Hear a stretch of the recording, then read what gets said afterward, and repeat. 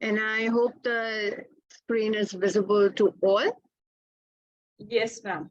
Thank you, ma'am.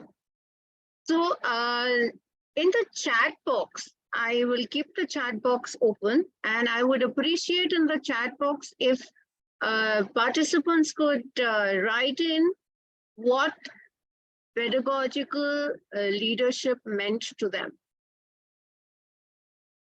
I'll keep it open on the site, and I'll appreciate participants writing in.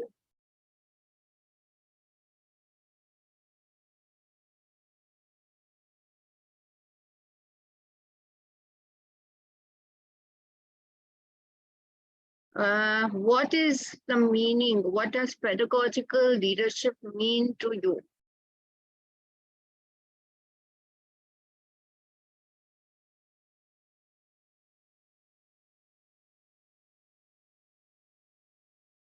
Oh, I don't really see many messages. Team motivation, Anusha. How we will conduct the lesson, leadership will mean innovation, okay? Priya says a person who leads the teaching learning process. Congratulations. Sister Bernadette, a leader with a vision. Wow. So some more ideas. Supporting the teaching and learning. A situational leader in an institution. Leading to learn, learning to lead. Inculcate leadership. Combination of teaching methods. Motivating constructively. How to control young minds. Shashi Bhushan Ranchan, that's a really nice way. Wow. Systematic and organized way to move along others. It's motivational teamwork. Wow. Brilliant. So thank you for your answers. You are truly very, very motivating. Yes. So I also see some more things there. Leading a team in an educational field with proper planning, supporting teaching and learning. Thank you, dear educators. Now I'm going to shut the chat box for some time because I need to move ahead with presentation. So when we talk about significance of school leadership, it is basically for student learning, and pedagogical leadership covers this vast area where students are at the core of learning. So school leadership is the second most important factor determining student learning, and it constitutes about 25% of the total effect of the school. Teacher quality constitutes a major part, which is 40% of the total effect, the most important factor for student learning. And finally, we have the district, the state, and the national level leadership, which have a significant role to play in leading school districts for student learning. And if you notice in all the three categories that I mentioned to you in the significance, the most important line underlying all three is keep the students at the core of learning. Now, when we look at the meaning of leadership in the school context, we quickly will be overseeing the core functions of school leadership. And it has four quadrants in this case: influence others, direct others, empower others, and working with others. So when we talk about influence others, leadership or school leadership or pedagogical leadership in Indian context talks about the ability to change the behavior of others. So you're an influencer. Goals are achieved without any authority or reward or punishment. So in the last 1 week, I think most of us have attended part 1 and part 2 of leadership and management. And we've been seeing the different kinds of leaderships that are being spoken about on this very platform. And influential leadership is one such type of leadership. It is intentionally a control over the stakeholders to achieve the goals that you have set forth. Then there is another one which is about directing others, where the leader is guiding and supporting leadership teams to set goals, solve problems on their own, connect with other leadership teams. But there is one more kind of leadership where the leader will empower others, instill enthusiasm, trigger curiosity to think out of the box. Sometimes if you are just a teacher and you worked with a very wise team leader, you will have realized that there is no feeling of negativity or pulling down somebody. The teacher is given an empowered feeling, a leadership feeling, even as a teacher, to go beyond the four walls of the classroom, to go beyond the textbook, think out of the box, accept ideas of students, enable others to experience a sense of self-worth. And by doing this, trust me, if you as a leader are following this in your schools, you are doing a wonderful job. Working with others is another quadrant of school leadership. It is meaningful interaction with others, sharing a very cordial relationship and a sense of shared purpose with the people, the stakeholders, and the students. Now, the way or the processes of school leadership go are also in 4 quadrants.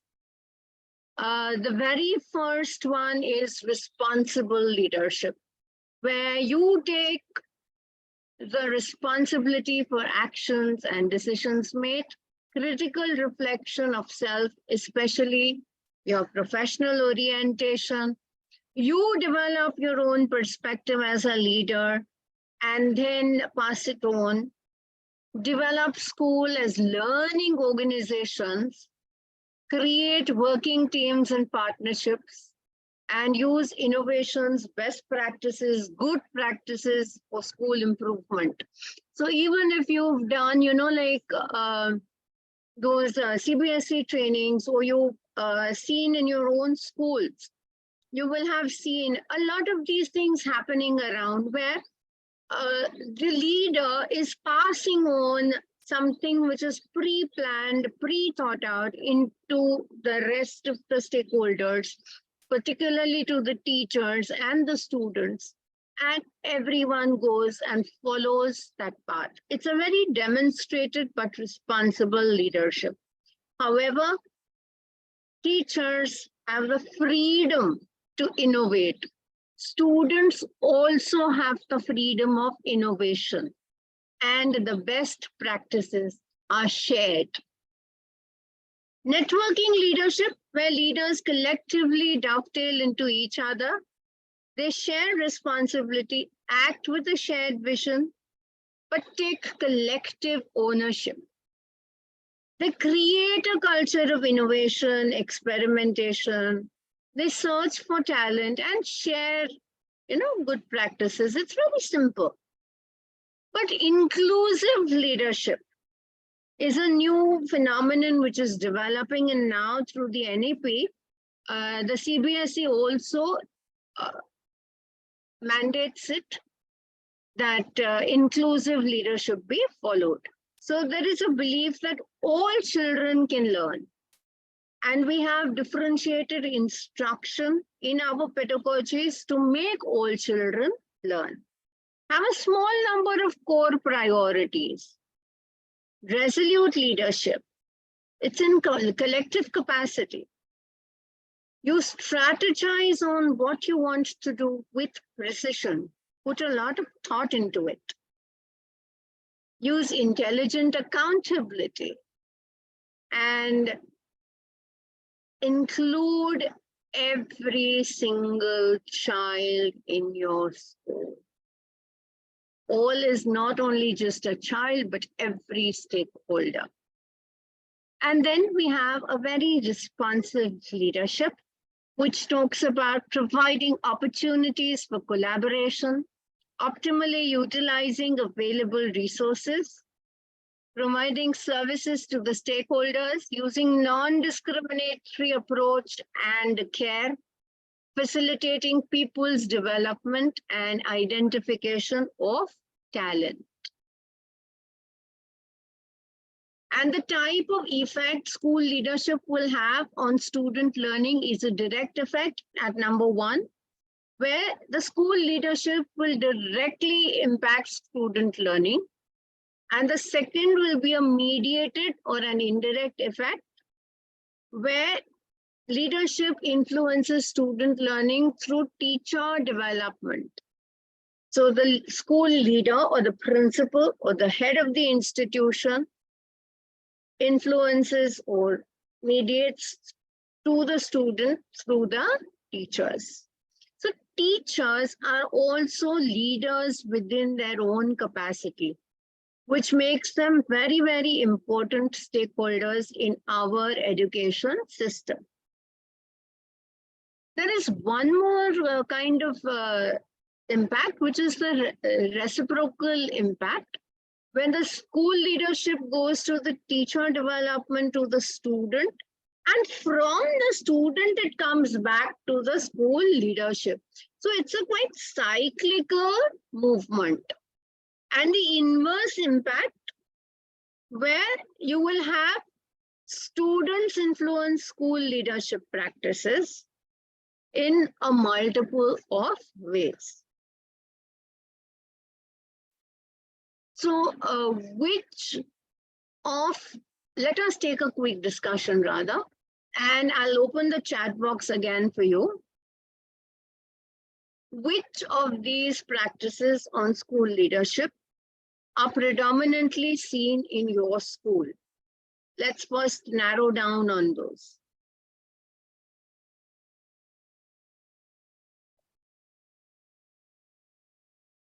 Which of these leadership practices are seen predominantly in your schools?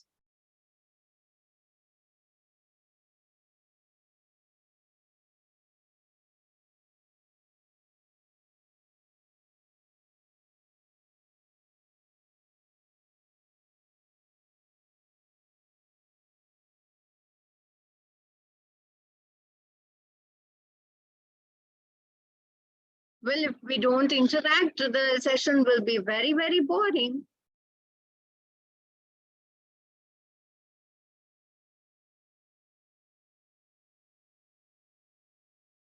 Let me see what you have to say. I don't see anything coming up in the chat.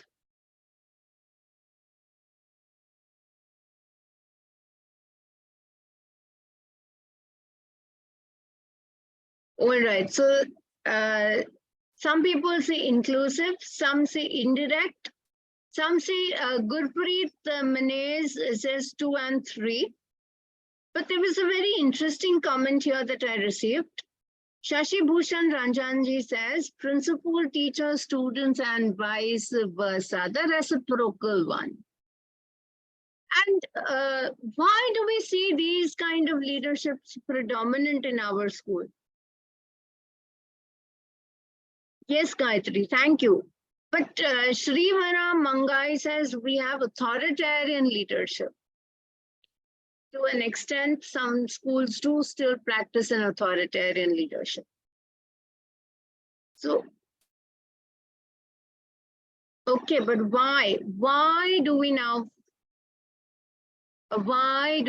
practice this particular kind, in whichever kind in our schools?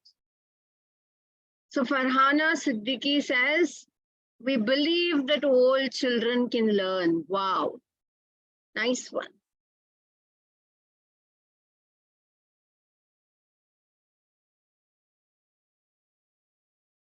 It is an empathetic leadership, Soma Ray. Okay.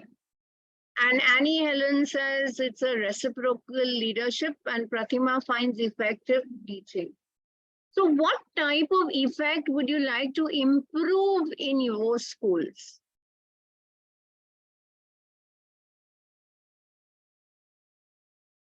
Gurpreet says teachers and students are situational leaders. So what type of effect would you like to improve in your schools?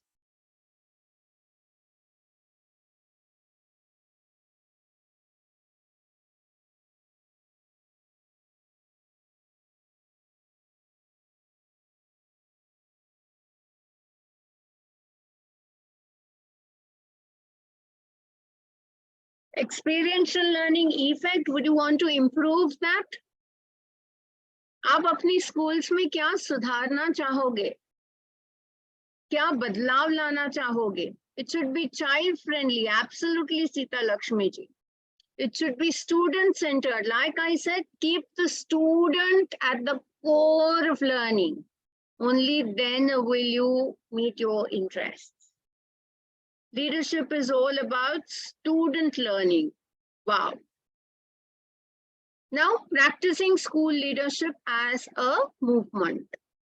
Now, like I told you, we have 3 categories now of leadership.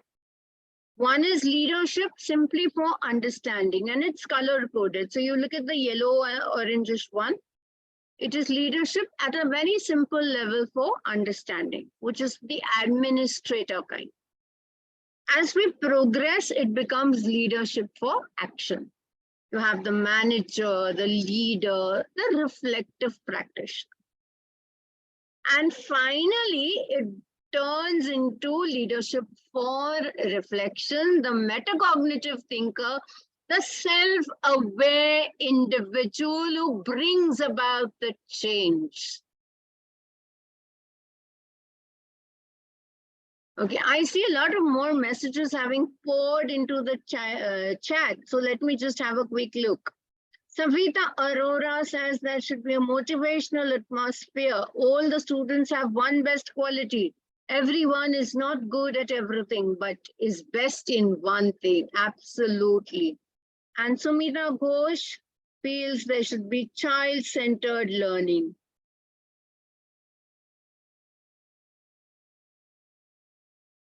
All right.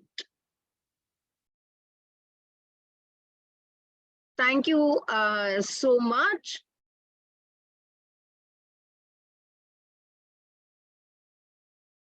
Then there is leadership for learning. Just as in assessments, we say assessment for learning, there is leadership for learning. Leaders know their people, organization, communities, and contexts extremely well. They know because they are a part of the organization. They are with the organization. They ask the right questions instead of giving correct answers. Today, you go to the head of your institution, or as a principal, you go to the management. You will be asked the right question and never be given the correct answer. And goal-directed key drivers of positive change and exhibit perseverance. That's also a very important characteristic of leadership.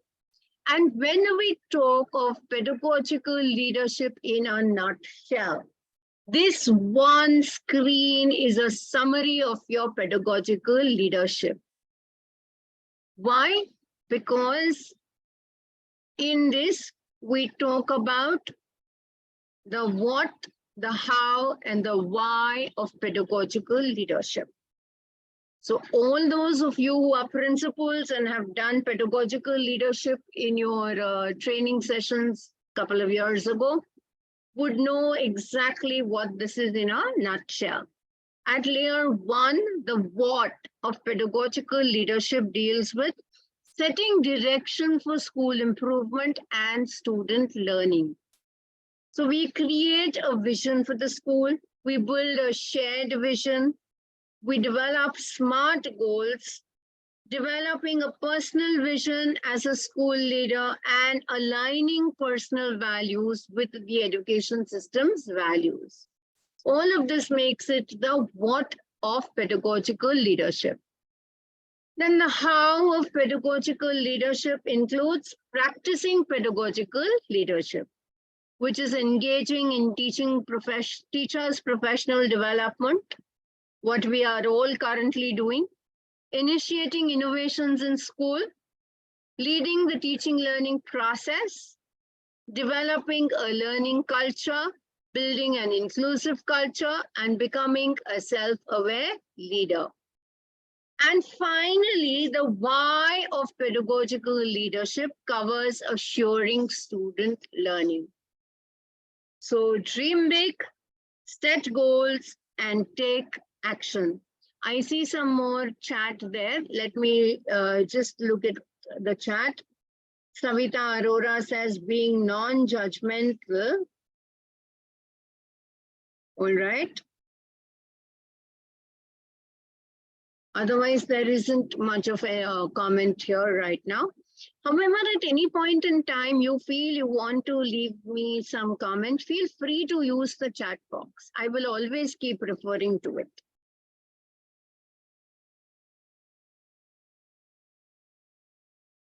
So why is the vision statement important for a school? We just saw that it is important to have a vision statement. So why is a vision statement important for a school? And I see the chat box moving. To stay focused, absolutely.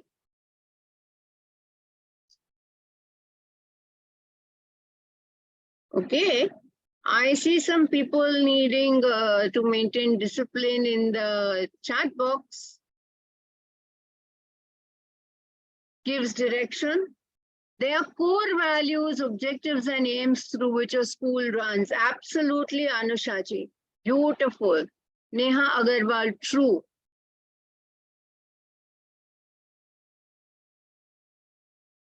Everyone's thought is aligned to one direction. Beautiful. And Bridges Trivedi says focus towards the school and children. It has aims or purposes, helps in advancing the planning. Gayatri agrees with another person. So Sita Lakshmi ji says, the principles that a school stands for is absolutely one of the correct answers. I am so enthralled by the chat. Aparna ji, it becomes a directionless journey. Yes, so therefore we need to set a vision. Beautiful. So then all activities and policies directed to attain the school's mission for a betterment of the nation, the vision is important. Wow, brilliant. I can now see the rippling effect of the CED, CPD sessions that all of us are undergoing. Wow, brilliant. Congratulations to all those of you who are writing beautiful things. So when we look at the importance of the vision statement, like many of you said, it provides a sense of purpose, commitment. It builds a roadmap. You see a vision, you become a visionary leader because you are actually setting a vision. It defines your future, even the future path, and keeps the organization focused, keeps the student learning at its core. So does your vision statement, in the chat box you can tell me, does your vision statement influence your day-to-day working? You can simply put a Y or an N. Yes, absolutely. Everyone. Rohini Spoonj also says yes. The vision statement influences your day-to-day working. Beautiful. There's a Smita Bangale, Real Me. I would love you to rejoin with your own names. Huh? Having somebody else's name or a device name doesn't take me closer to you. Characteristics of a good vision statement. You be focused on student success. Be inspiring, aspirational, concise, memorable, and clear. That's how we take it forward. And, like we said, we have a vision statement, but the vision statement, having a roadmap and not letting the institution know, not letting the stakeholders know that you have this set as your roadmap, will only create confusion and have no meaning to that vision. So a visionary leader will always share the vision with all the stakeholders. Therefore, we need to share the vision. So it's a vision that you and other members want to create or accomplish as a part of the organization, which we understand as the shared vision. And when we build a shared vision, now I'm going to keep the chat box a little away because it's going to block your vision otherwise. When we build a shared vision, we're going to talk about the translation of the vision into action. How is it going to happen? It varies by different individuals into the school community. It is interpreted and approached in various ways according to diverse perspectives of teachers, the administrative personnel, parents, and the SMC members. And never ever forget our very own beloved students. Now, when we talk about the steps to build a shared vision, first we need to communicate the vision at the parent orientation. Make the vision statement visible all around the school. Printing the vision statement in the school's almanac or the diary. Asking teachers to link all school activities connected to the vision statement and getting students to represent their understanding of the school's vision through art, computer graphics, written prose, poetry, etc. You know, this kind of thing is what the government is doing on MyGov. You log on to the MyGov portal. There are 1 million activities to the government's vision. Similarly, if you log into the CBSE portal, there are 1 million activities like Ganit challenge, reading challenge, storytelling, etc. You know, heritage, knowledge system, culture, sports, Fit India, Khelo India. There are 1 million such activities that represent the vision of the organization. Similarly, you connect your school's vision to the activities of the students. You know, many schools take the privilege of advertising through hoardings, banners, social media about their school.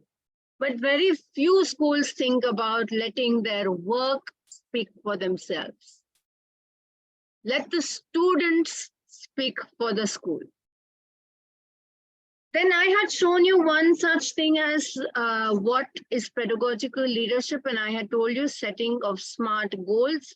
These are the goals which are specific, measurable, attainable, relevant or result-oriented, and time-bound. And the leader has to set them.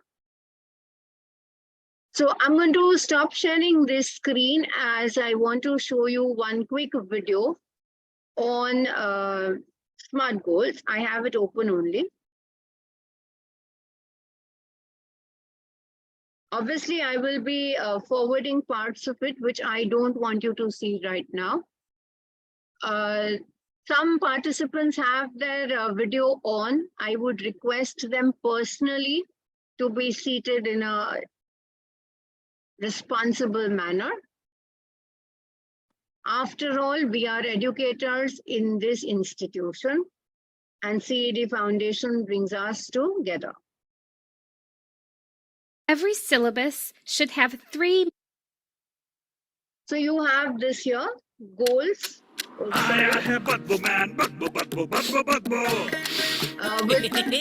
YouTube videos. Toilet की बदबू ने नाक में दम कर दिया? ले आइए डोमेक्स। इसमें है ओडर ब्लॉक टेक्नोलॉजी जो बदबू ब्लॉक करे 3 दिन तक। डोमेक्स बदबू ब्लॉक करे 3 दिन तक।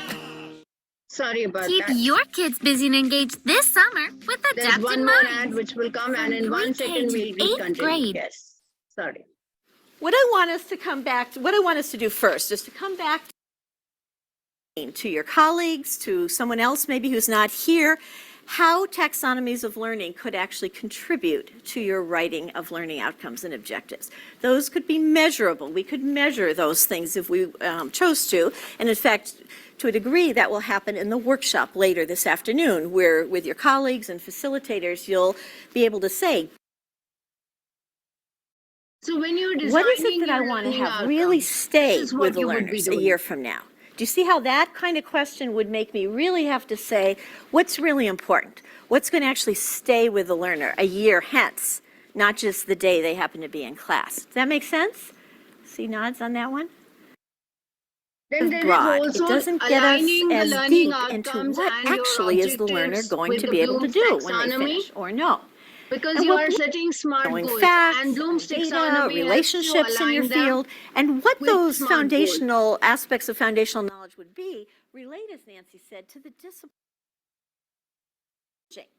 That's a form of creative thinking.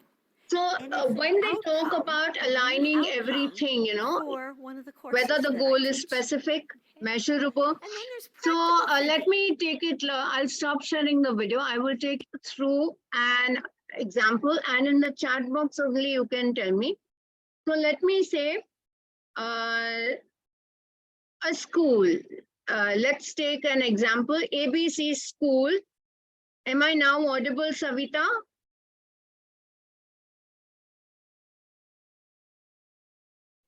Yes, Shama ma'am, ma'am? Thank you, thank you. Yeah. Because I saw in the chat box that I was not audible. Never mind, nonetheless. So when we talk about, let me give you this example. ABC school sets out to frame an objective saying or a smart goal saying, all students in the school will bring 10% better scores in this academic year at the CBSE exam. Is it a smart goal?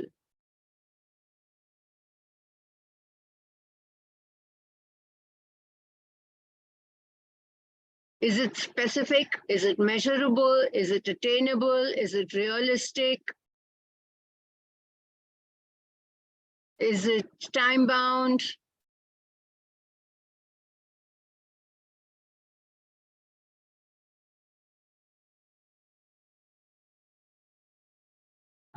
Excuse me, ma'am. Yes, ma'am. Those who are not able to hear, I request to kindly leave the session and rejoin it, because might be it is a technical issue at your end, because we are all our others able to hear, ma'am.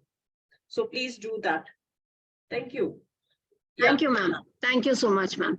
So the question is, ABC school has set a goal that all students in the school will be able to achieve a 10% better grading this year, this academic year at the CBSE. Is it a smart goal? Is it smart, relevant, measurable, attainable, time bound? All right. So some people say no to this. Now, those of you like Brunamai ma'am says no, and there are some others, Archana, Anamika, Kavya, these people say no. So they will in the chat box quickly tell me why no.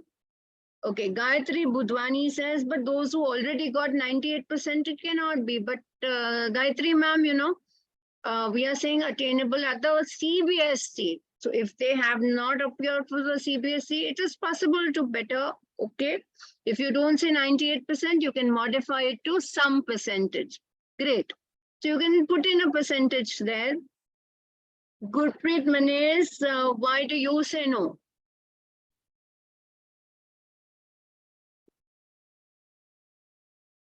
B. Bajaj says it's attainable. Is it measurable? Is it specific? Rohini Punj says it's attainable. But is it measurable? Will we be able to measure if there is a student improvement? Jyotsna ma'am, the goal should be specific and it is measurable. There will be improvement because there is a board exam to measure it. So it's a PAR. The board exam is a PAR exam.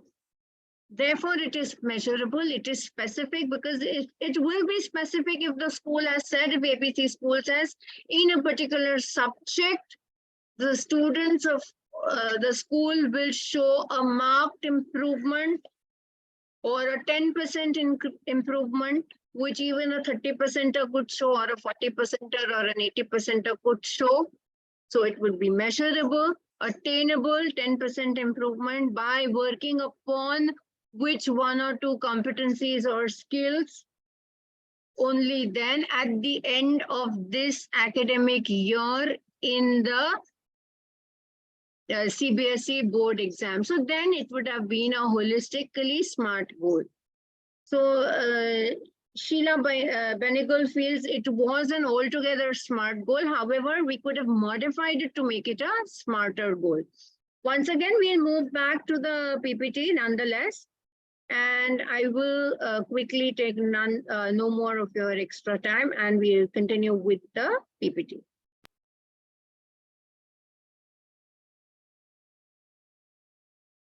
So smart goals, why smart goals? They measure progress, they set priorities, they assist in getting focus, make timely decisions, and help the students and teachers accomplishing tangible outcomes. Like in the video we saw, you have to measure, you have to set your learning objectives and outcomes and make them tangible. How will you develop smart goals? Participate with stakeholders. You don't set the goal alone. Develop smart goals in the light of the vision and the shared vision. And when we look at a quick glance, we shall take at the how of pedagogical leadership, where one of the most important parameters is engaging in teachers' professional development, where teachers are empowered to become agents of change. We promote reflective and metacognitive thinking practices, create opportunities for continuous and comprehensive professional development, ascertain the needs for professional development through collaborative practices. So how do we ascertain the needs of teachers for professional development? I'd request the chat box to speed up, otherwise we will not finish in 1 hour.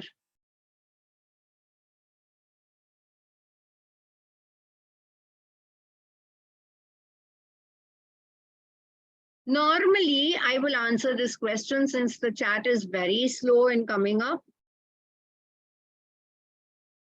How do we ascertain the needs of teachers' professional development? We would normally circulate a teacher's training need analysis form and decide on the needs of the teachers and the remaining stakeholders. And obviously, Gurpreet Manes, we would update ourselves. And are rubrics important?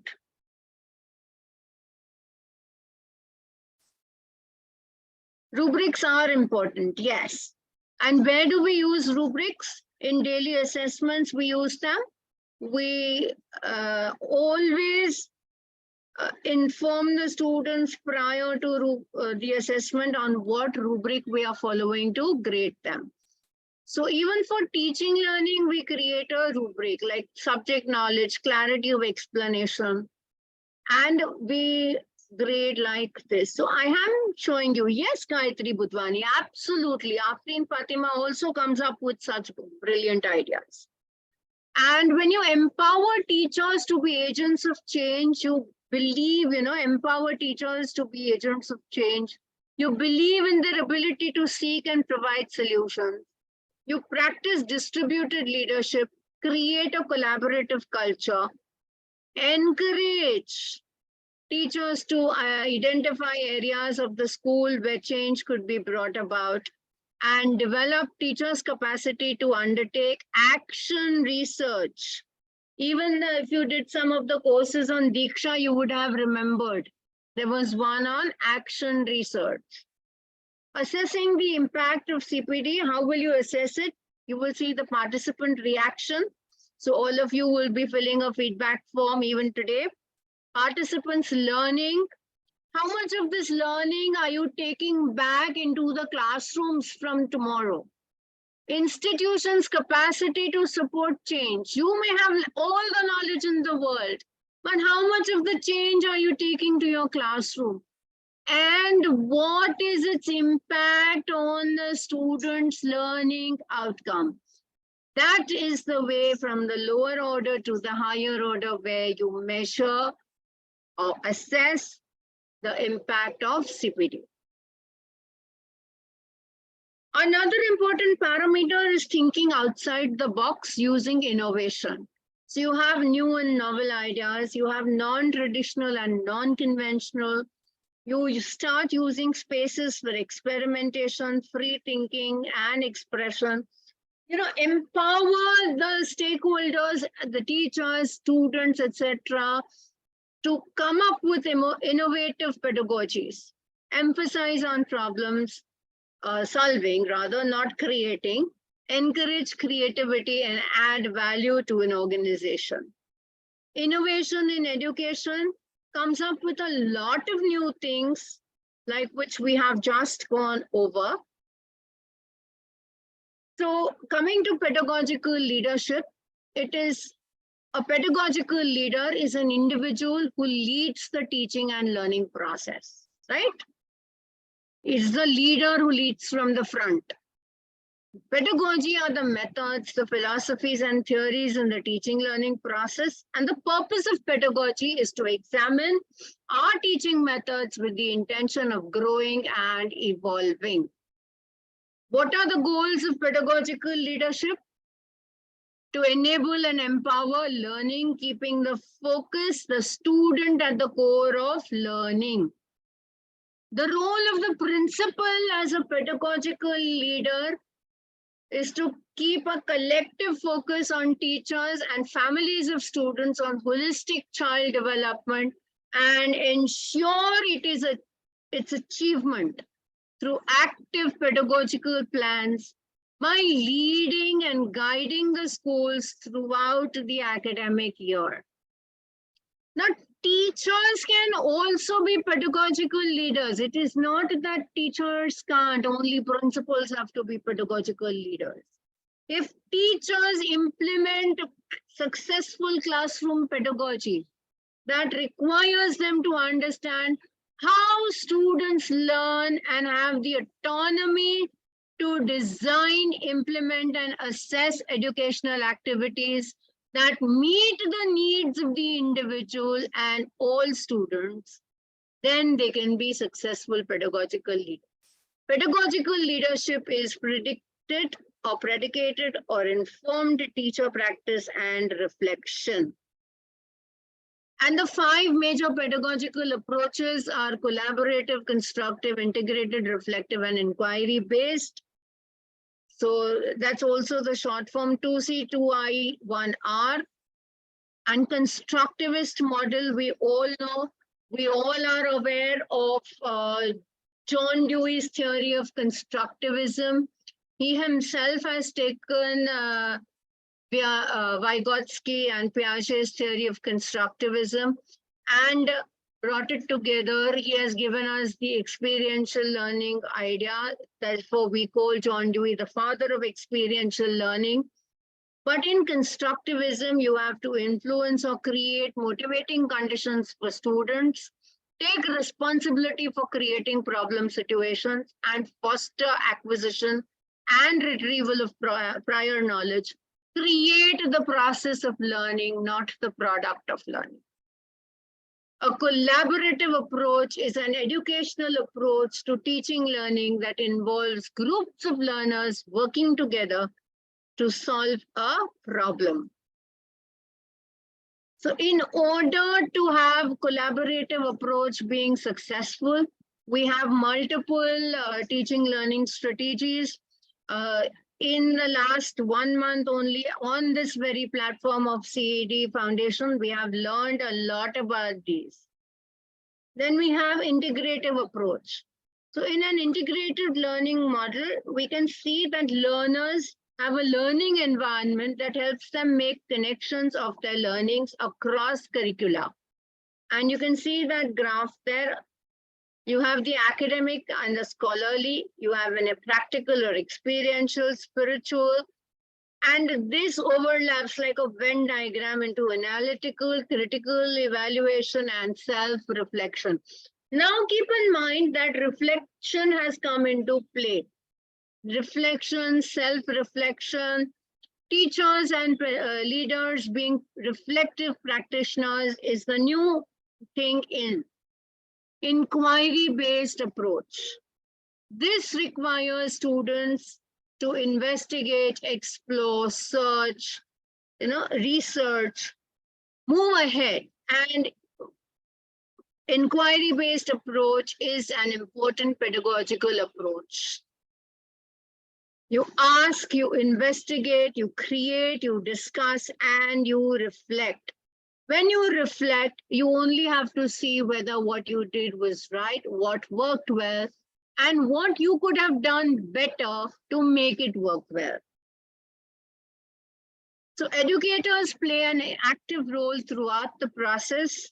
They establish a culture where ideas are respectfully challenged, tested, redefined, and viewed as improvable, moving children from a position of wondering to a position of enacted understanding and further questioning. And these are the most important ideas of an inquiry-based approach. The reflective approach I have already just spoken to you about. You self-evaluate yourself and check what worked well in your classroom. You could have a diary presentation, paper writing, report writing, or journal. Pedagogical approaches are often placed under two broad spectrums, teacher-centered and student-centered. The teacher-centered approach is direct instruction, where you have a formal authority, you have an expert, and a personal model.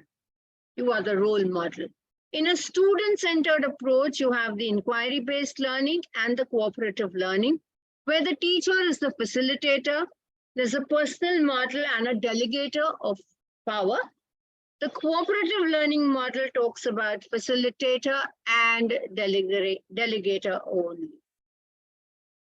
And in the pedagogical approaches, when you talk about the teacher-centered pedagogy, the teacher is at the center of learning and typically relies on the lecture method, rote memorization, and chorus answers, which are all now redundant according to the NEP and the competency-based education of the CBSE. But when you talk about learner-centered pedagogy, we generally draw learning theories on student-suggested answers. And students play an active role in the teaching learning process. Students therefore use prior knowledge and new experiences to create new knowledge. Now, this is one of my favorite comic strips. I taught Stripe how to whistle, and I don't hear him whistling. But I never said I taught him. I just said I taught him. I didn't say he learned it. So in the chat box, quickly, you're going to tell me if this approach is teacher-centric or student-centric. Put a T or a C, that's it. Gurpreet, Anusha, Priya, Gayatri, Sheila, Savita, Farhana, Afreen, Varsha, Anil, Archana, everyone, wow, congratulations. Every single person has put a T. Right up to the last person that I see, every single person has put a T. This is a teacher-centric approach. The student is not the center of learning. You can all see it there. Everything here is about the teacher teaching, not the student learning. So pedagogical approaches have to be learning-centered approaches. It acknowledges both learner-centered and teacher-centered pedagogy can be effective. Teachers must consider the local context, including a number of students in the class, the physical environment, availability of teaching learning materials, etc., and adapt their practices. So I am almost nearing the end and the conclusion. School leadership is the second largest influence on student learning. The school principal is one single person who wields the most influence on student learning. These are some fun facts. And the last slide, student achievement in a school almost never exceeds the quality of leadership and management, and improvements in performance almost never occur in the absence of leadership. With this, I would like to conclude today's presentation exactly at the end of 60 minutes, thanking CED Foundation, Dr. Priyadarshi Nayak, who's also been my mentor. And I think right from 2016, I have been associated with the CED Foundation. So thank you so much, Dr. Nayak, for guiding me through a lot of these sessions. In fact, I remember the few online sessions that began during the pandemic. We began with a few and continued with so many sessions. And thank you, Dr. Kshama Swarnakar. You've been truly a very good moderator for today's session. And thank you, dear participants. I am open to comment and questioning, as well as your feedback on how you found today's session to be. And if there is room for correction and improvement for my future sessions, I'd love to take it from all of you wonderful educators on the CED platform. Thank you very much. So I request all the participants, if you have any confusion or a feedback or a questions, they can write on the chat box or raise their hands. So we will allow them to unmute yourself. And an important information for all of you, please ignore the chat box, whatever the chat is coming up. Yes, I do understand Mr. SP Anand is a good principal, but I want to tell you that somebody else is using his name for the same. So don't be ashamed for that. But yes, I do know him that he is a very good principal. So don't worry. We always do respect with the genuine people. So don't worry about it and ignore the things. And we basically ignore all these things because life makes perfect while having the handles. So I request all the participants kindly raise your hand or ask the questions. It will be great. You will get that attendance link at the session end. Don't worry. Yes, it is very informative session, and ma'am, we were not actually the person who can able to understand the and give you the remarks on it. I believe sir will see the recordings and afterwards he will get back to you if any kind of an like improvement is required. So I believe there is a wonderful session and everyone has all clear about the doubts or the things. I must say that it is good to understand but apply in the practical way. So in the session, yeah, Gayatri ma'am, yes. You are Yeah. yes. Okay. Yes. Thank you so much for such a lovely systematic session, and it was also interactive. So we were continuously, at least I was continuously engaged in listening and grasping all that you were saying, ma'am. And another thing, I am proud to say that in my school we are following most of the things. Like firstly, we all teachers, we always sit together and encourage each other, and we give the inputs of the best pedagogical ways that we got success in life. And we then also sit together for taking action plans, designing action plans and help each other out. Then we have integrated learning ways, we have experiential learning, we have cognitive sessions, like we encourage children to question by showing them video and then asking questions on it for any particular theme or topic. And we also have circle times, then various activities to see that cognitivity is in play. And this is how we actually, whatever we spoke about today, I see that my school is following. We have a vision, we have a mission, and it is shared every year with us, like always shared with us, that what are the values and how we follow it. Swatmanand Bodh is our vision. Like every person, every child should be able to think for himself and like think for his own development. So I think this session was very good, and I felt really good going through it. Thank you, ma'am. I am deeply honored and humbled by your experience itself and by the fact that you enjoyed the session. I am glad, in fact, that there is some school that we can see practicing this kind of pedagogical leadership of modern days into their school.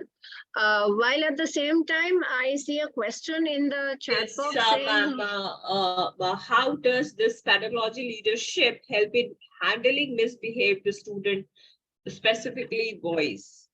yes. So for this, obviously, if you follow the entire pedagogical leadership handbook that is published by the CBSE for principals, you will be able to rate yourself and find out where you are weak and work on those categories. In particular, under each layer, there are many descriptors. So you can work on it. Otherwise, you can train yourself onto classroom management. You can have engaging lessons. Train and upskill your teachers onto teachers' professional development so that every single teacher is at par and can follow the 5 E's of the NEP into their lesson plans and motivate the students to learn. I think that is the way forward. Thank you. I hope that answers that question. Yeah, ma'am. Just a quick note. Yes, in the feedback form, you are able to see that Seema Negi's name.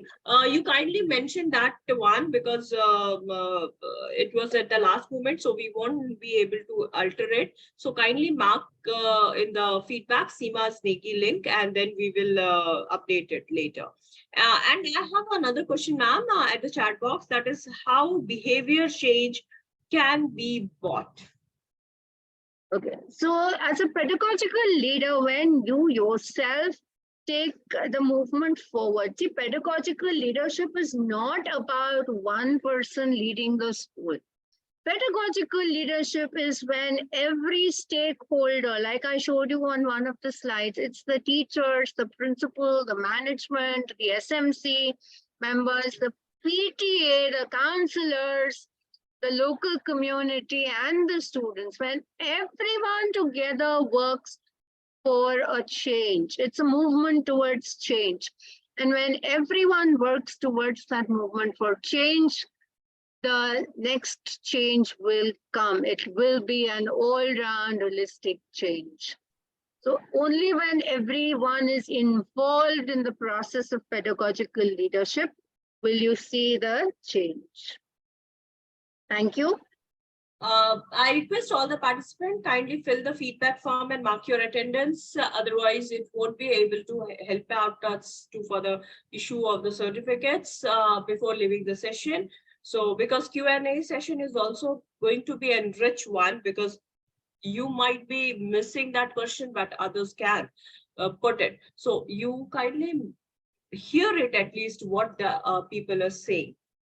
So I request anyone else want to ask any questions or something, they can.